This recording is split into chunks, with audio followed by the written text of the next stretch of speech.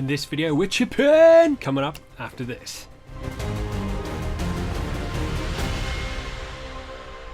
How's it going on, guys and girls? Welcome back to another episode of Burnt Acrylic Painting. My name is Graham and welcome to the channel. In this video we are going to be talking about chipping armour, scratches, chips, all sorts, but not with a sponge, specifically with a brush. There's a couple of things you're going to need for this. You're obviously going to need a fine tipped brush, or preferably one with a larger belly, but specifically one with a fine tip, and 3 colours. You want your highlight, mid-tone and a shadow. You can do it with 2, so a highlight and a shadow colour, and also a fully painted miniature. This is something we do right at the end. Obviously you don't have to do it, this is just an option to make it look a bit more battered and weathered. So here we have a Terminator for my Space Marine army, all in black. Now the reason why I chose this miniature to do is 1, because I wanted to update the paint scheme slightly, and 2, being assault Terminators, I wanted them to have a little bit more of a battered look. And the reason in the lore for my Space Marine army is that they see every chip and every scratch they have on their armor as like a badge of honor,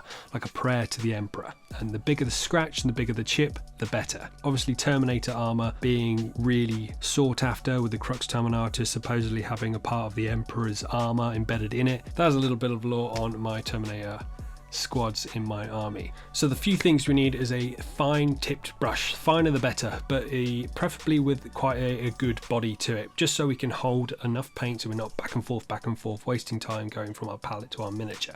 So we do everything in one good run. The paints we're going to be using is a black to patch up any mistakes, being black armor. There's no transitions or shadows or highlights already on the base coats in this instance, so we can do that. It's a little bit more difficult, say, if you've airbrushed any nice shadows and highlights on your armor.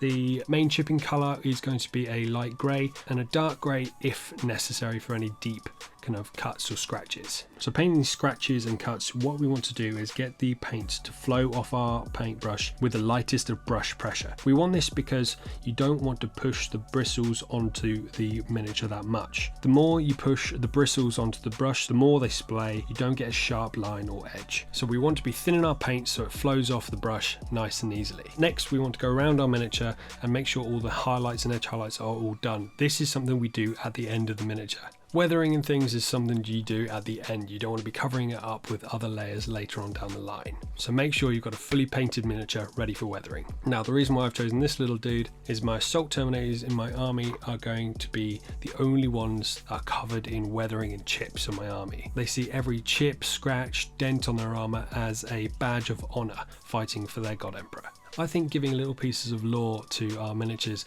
really helps solidify their story while they're on the table. I like to give my miniatures little stories, especially all the characters or specific squads. Usually you do slightly more chips and weathering at the bottom of the miniature, getting gradually less and less as you work our way up.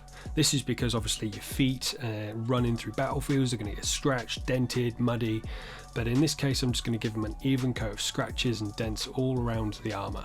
They've been wearing this armour for hundreds of years already and they don't buff any scratches or dents out. So with that mid-tone colour, just go around the whole miniature, adding scratches where you want, remembering that really light brush pressure.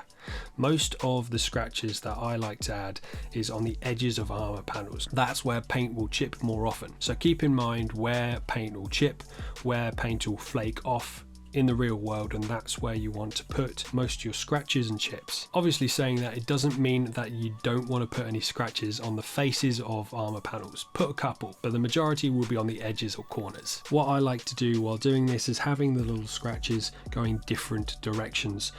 You won't see many scratches on my miniatures or weathering on my miniatures all going in the same direction unless it's from something, say like a claw or a specific piece of battle damage that has caused scratches in the armor in a specific way. Once I'm happy with all the scratches around the armor with that medium tone, I then exaggerate some of those areas where the paint has flaked or chipped off even further.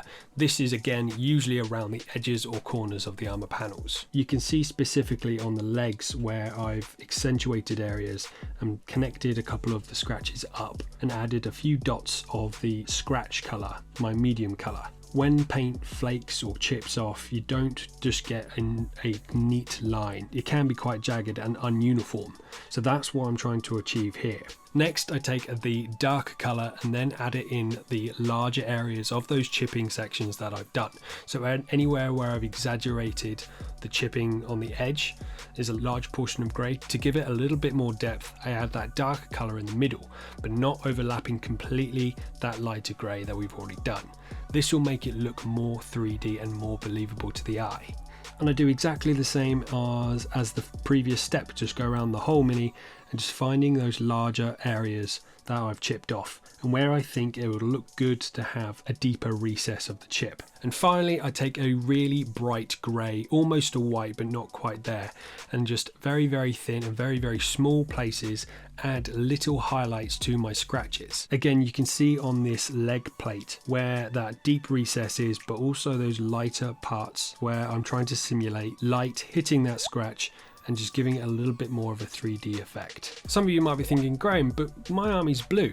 Not a problem. I did these exact same steps on the pauldron to show you that you can do it with any color. Just follow the steps and change the color to the color that you want, and you're away. Also, if you're like me, you want to put a couple of decals on your miniature, but just throwing a couple of decals over a weathered miniature looks a bit odd. You want those decals to look like they've been painted on. So what we're going to do is replicate the steps we've already done over the top of the decal once it's on. Over the top of the decal once it's on. This will just tie the decal into the miniature a little bit better. First off, make sure your decal's fixed and on your miniature properly. You don't want it to come off halfway through. And all I do is exactly the same as the edge of the armor panels really. I take the base color from that area, like on the ultramarine symbol here, and just chip away at the white of the logo, adding a little bit of paint, just adding a little bit more where I want a deeper scratch and a little less in other places. Don't worry if you go wrong, especially with this decal I'm doing here, and there's a couple of places I wasn't happy with, so I just went over with a white paint to cover those up. In some cases I covered them up completely so you can't see them. In other places I didn't go quite as heavy with the white paint, so you can slightly see through and see a very, very light scratch. This is a really good tip to get those really fine scratches if you're not quite there with your brush technique yet. I'm definitely not, but this is a really good cheat and hack to get around that. And that is your weathering done. All your scratches are all done and without using a sponge whatsoever. You can do this with any miniature that you have, any armor types or any transports or anything like that. It is a little bit longer than using a sponge, granted, and you can put those two techniques together using the sponge technique first and then exaggerating with little scrapes and cuts and scratches with the brush afterwards.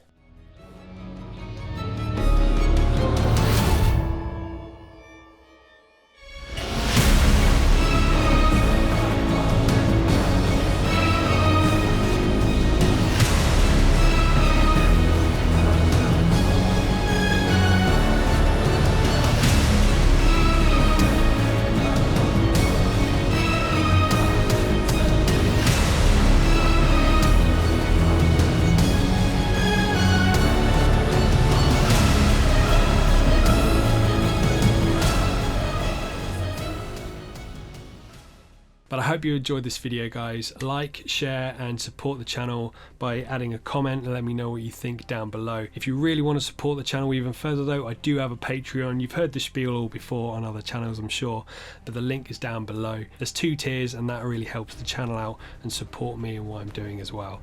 So I just want to say thank you very much for sticking with me to the end of the video, and until next time, peace!